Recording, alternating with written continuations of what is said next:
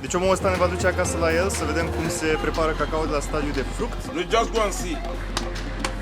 Suck the seed. Tastes nothing like chocolate. O să încingem acum un fotbal cu ăștia mici.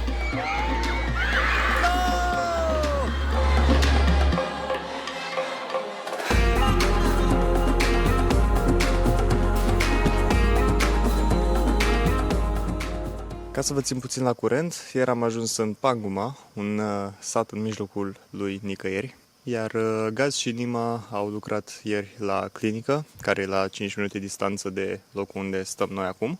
Am avut un mic dejun comparativ mult mai bun cu ce am avut până acum. If you just look over there in those pots, do you want to open up those pots? We've got chicken, and we've got egg, and we've got sausage, which is a first actually.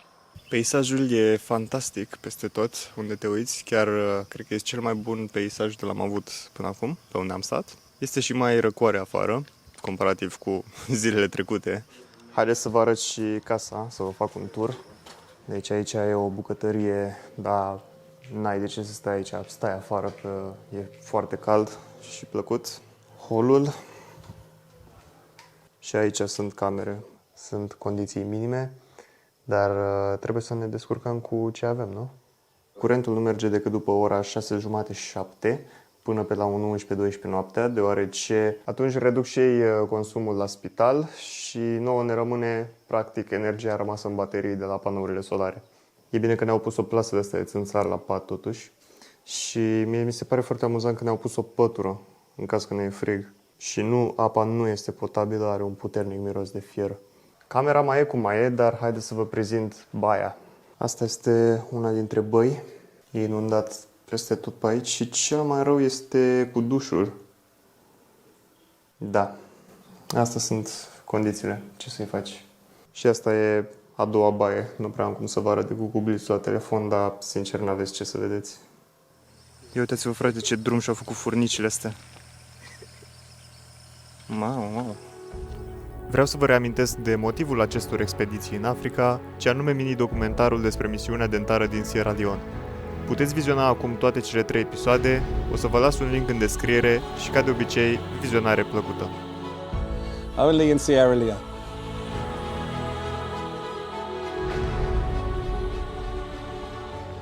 Am ieșit și la o mică plimbare prin sat, pentru că nu prea erau pacienți la clinică. Luăm o pauză de o oră. Chiar mă miră cât de prietenoasă e lumea, încercă să se bage în seamă cu tine, dar nu în modul ăla nașpa, știi? Încearcă, hello, how are you, nice to meet you, where from? Da, și să-mi iau și eu niște papuci, că ați văzut cum arată baia. Poate găsim și niște cacao să cumpărăm. The name? Radu. Radu. Your name? My name is Musa Momo, Mr. Momo. Momo. Nice to meet you, Momo. Yeah. When you are less busy, you just come. Yeah. So we can go to my house. Yeah. You will harvest it by yourself. No, just go and see. Just If see. you want, you can harvest the cocoa and return back. You two go ahead. Yeah. I'll catch you later. All right. All right? Yeah? Alright. Catch you later, guys. Yeah, so I'll open up at 3. Deci omul ăsta ne va duce acasă la el să vedem cum se prepară cacao de la stadiu de fruct până la semânță. O să fie o experiență foarte interesantă. Hai să mergem.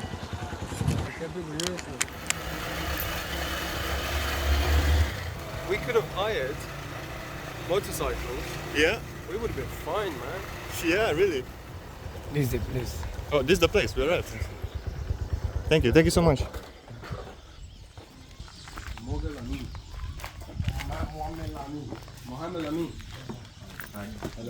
Hi, hello.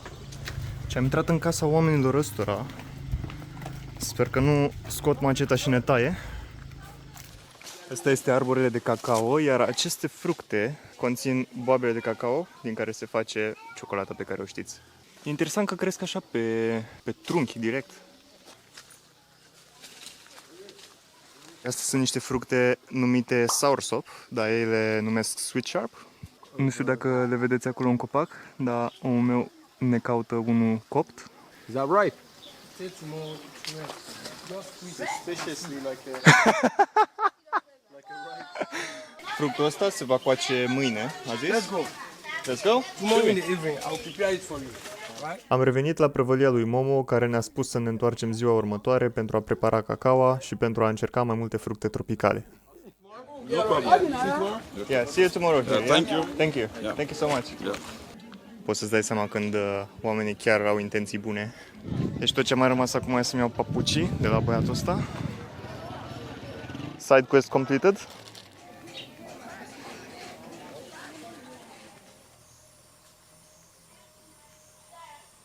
Hello, hello! Astăzi este ultima zi în misiunea medicală și ne îndreptăm spre sat să ne vedem cu Momo și sper să ne arate și cum se pregătesc boabele de cacao de la stadiul de fruct până la stadiul de boabe uscate procesate. Hi, hi!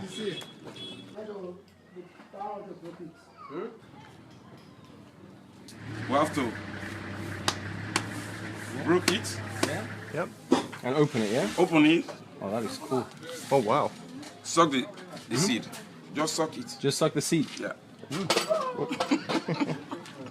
That's nice. Yeah? Let's see. Oh, wow! Very nice. Tastes nothing like chocolate. This one is different from This that. one's different. So it's another variety, yeah? No, yeah. Just the right amount of sweet and sour. It's very perfumed. I can't describe it. It's very nice. You spit them out and then you dry it, yeah? After you finish the whole thing, you have to cover it. This the way we ferment it. So that's fermented in banana leaves, Yeah. How long? For 7 days. Deci un kilogram de ăsta de boabe de cacao e aproximativ $2 și un pic, frate. Foarte, foarte ieftin. Thank you. So these are ripe? Yeah. These are ripe now? Yeah. Hai să încercăm și sweet sharp-ul. Oh, that was satisfying. Yeah. So you, It's fluffy, but also like Like moist as well. yeah. Right? It's like a peach and watermelon. Kinda. Like not Not watermelon. Like a peach and a type of melon. so you can take this one along with you. Okay. Yeah, let me plastic here. Like. Yeah. Thank you so much, Momo. Thank you too. I appreciate you. Appreciate you. Yeah. All right. You're welcome. Deci oamenii ăștia, din puținul lor pe care l-au, au reușit să ne facă pe noi să ne simțim ca niște regi, ca niște musafiri în țara lor. Tot ce le-am cerut noi e să vedem cum se sparge o boabă de cacao. În schimb, ei ne-au pregătit un sac întreg de fructe, vreo 5 varietăți de fructe. Să le încercăm. Când am întrebat cât costă fructul ăsta, era aproximativ 5 leoni pe fruct. Și a zis după, but no need, everything is for free. N-am lăsat asta să se întâmple, le-am dat și lor ceva. Momo, if you're seeing this, take care of yourself. You're one of the best men in Panguma. Do you know what I just realised actually? Live Yeah. on camera. You know the cocoa beans we ate and chew on yesterday? Yeah. Somebody must have sucked on them and let them dry. We've added to our microbiome some things that if we don't die, we'll definitely be stronger. We need to pack and go back to Kenema. We've also got a small matter of a football match to play with the local boys. Apparently they have their own team, so we've put together our own team. And look, here's the boys coming up now. The boys coming up now. Come here. Are we playing this football match? Yes. Yeah? All right, okay. Are we gonna beat you?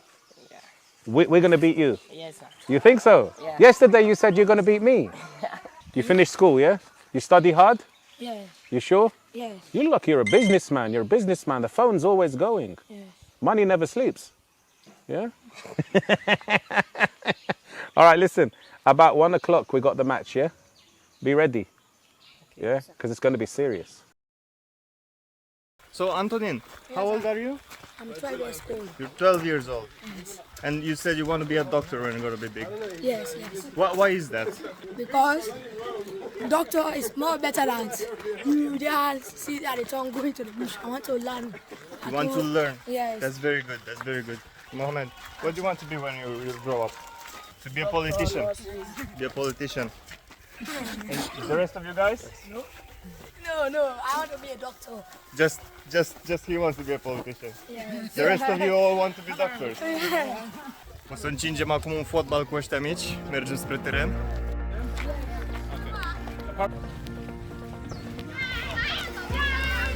este terenul de fotbal. Avem foarte puțin timp în care să jucăm. O să fim anihilați pentru că noi nu prea jucăm fotbal. Oh, wow! They keep coming!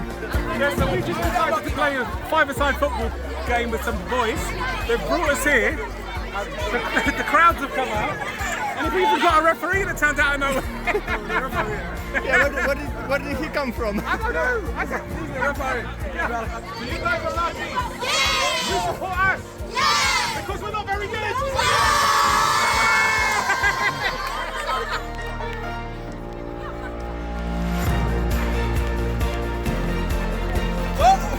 Gas! No!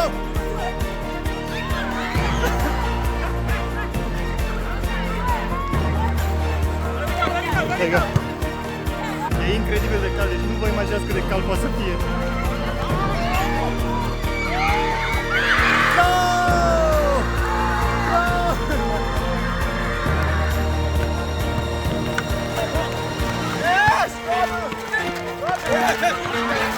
Yes! Mohammed! Yes! Mohammed!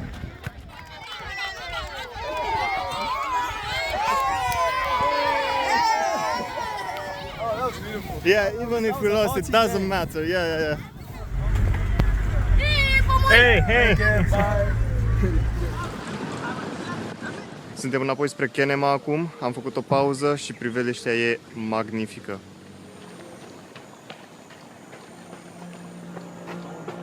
Nu voi uita niciodată aceste zile petrecute în Panguma.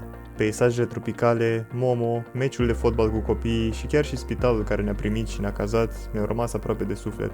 Odată întorși în Kenema, Mo ne-a așteptat cu ramen instant, un adevărat deliciu după mai bine de o săptămână de mâncare africană cu care încă nu ne-am obișnuit complet. Totuși, sfârșitul acestei serii se apropie, așa că fiți pe fază pentru ultimul episod din vlogul din Sierra Leone.